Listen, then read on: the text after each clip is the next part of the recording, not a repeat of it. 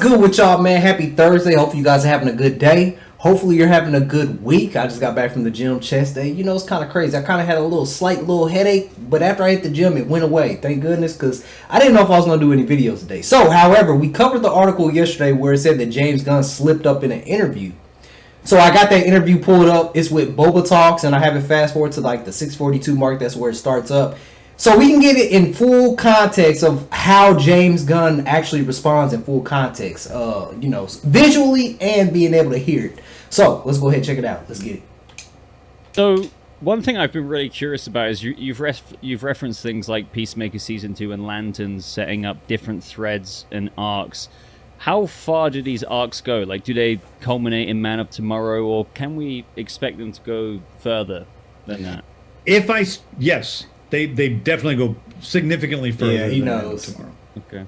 So now, whether or not that'll be me that's able to fulfill that promise depends on a lot of things in life. But yeah.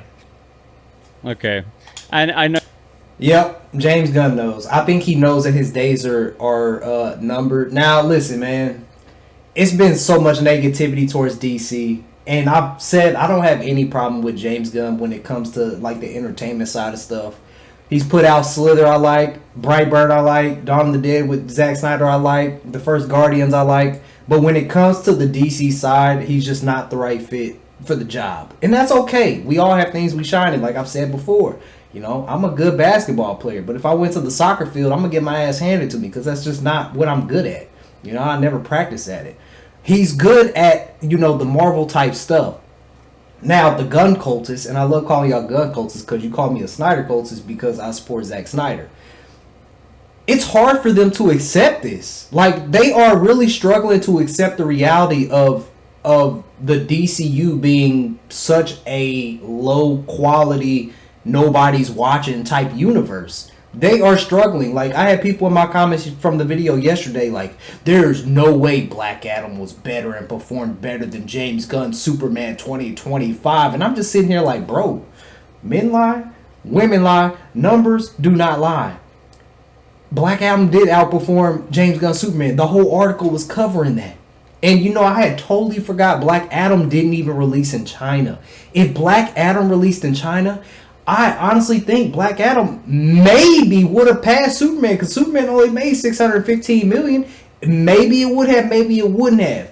But I totally forgot it didn't have a China release. So it could have hit an easy 500, maybe 600 million. You know what I'm saying? Or I forgot how much it made, but I think it might have been able to keep up with Superman, maybe, with the release of China. But however, back to this interview, by the way, James Gunn says, if I can, and then he scratches his head, that's nervousness. He was like, oh damn. And then he followed up, a lot of things could happen in life.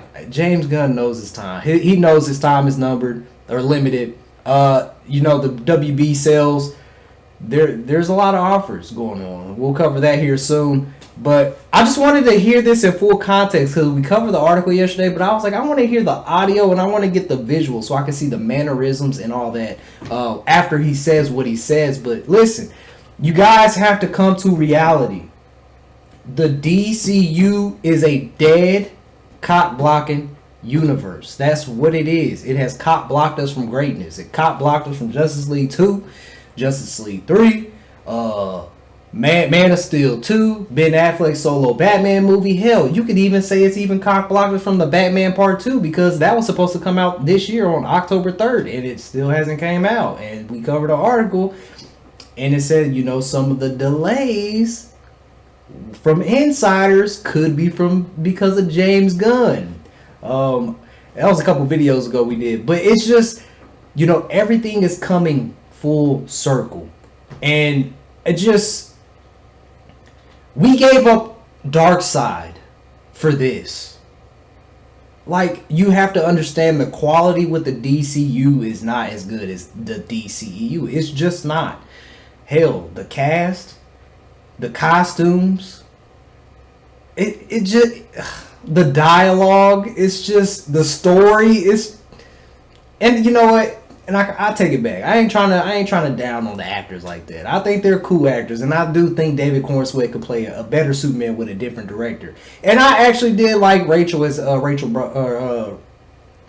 Brosnan as Lois Lane. Nicholas Hoult is a great actor, but his Lex Luthor character was trash. I'm sorry. That's just the reality. He acted like a spoiled rich kid who, if he didn't get his way, he acted like a complete brat. That's Lex Luthor. Mad annoying. So you have to take that into consideration. Like, we have given up so much greatness for this low quality CW type film, and that's just what it is. Creature Commandos didn't chart. Peacemaker didn't chart. Superman flopped at the box office. The Flash was a horrible movie. James Gunn did have interference with that movie and changed things around. And just all these different things, it's just changed the way fans look at this property. This property is just not the same. It's just not. The quality is absolutely horrid, man. When you have dicks, tits, and drugs all in a show that you said people need to watch because it's a direct sequel to Superman, there's no direction. So I think he knows his time is numbered. You can tell by his mannerisms, you can tell by what he was saying and how he was acting. And like I said, man, I don't wish bad things upon anyone. People losing their jobs. Everybody's got to feed their family, man. So I'm never gonna get them out of here. That's just not me as a type of person, because life is already hard, and I don't want life to be hard for anybody. But I don't think he's the right guy for DC. And the article we covered a couple days ago, it did say that that they knew that they were going to eventually sell WB, so they just brought James Gunn in to let him do whatever he wanted. And yeah, he had the free reign because they knew they was going to sell, so it didn't matter. So they just wanted him to pump out some content to up the sale, pretty much. But it is what it is. Whoever buys WB, listen, if James Gunn was to stay, restore the Snyder. You can have literally both universes parallel to each other. You can literally have both, and you can please both audiences. Even though I will say James Gunn's audience for DC is it's a small minority, but you can still please both audiences. I think if you lower the budget of the movies you do, the TV shows, so that way you can make a profit back. And then with Zack Snyder's, we already know Zack Snyder's going to make money. I don't care what nobody say. If Zack Snyder got on the internet today, or WB got on the internet today and said, yo, Henry Cavill is back as Superman, Ben Affleck is back as Batman, do you know how crazy the internet would get? DC would start flourishing. DC's stock went up as soon as Zack Snyder started posting about DC content with Batman, Superman, Deathstroke. Like, Zack is a moneymaker when it comes to DC. Men lie, women lie, numbers do not lie. So, and Greg Silverman confirmed that. He said that. The former WB, the guy who worked at WB, confirmed that. He said the only movie that didn't profit, I believe, was Sucker Punch. Every other movie was very profitable for WB. So, I'll leave it at that. I want you guys to post your comments down below. Let me know what you guys think, man. I think James Gunn knows. I think he knows. So, that's all I gotta say about it, man. I'm gonna catch you guys in the next one, man. 100,000 subscribers is ground time. Let's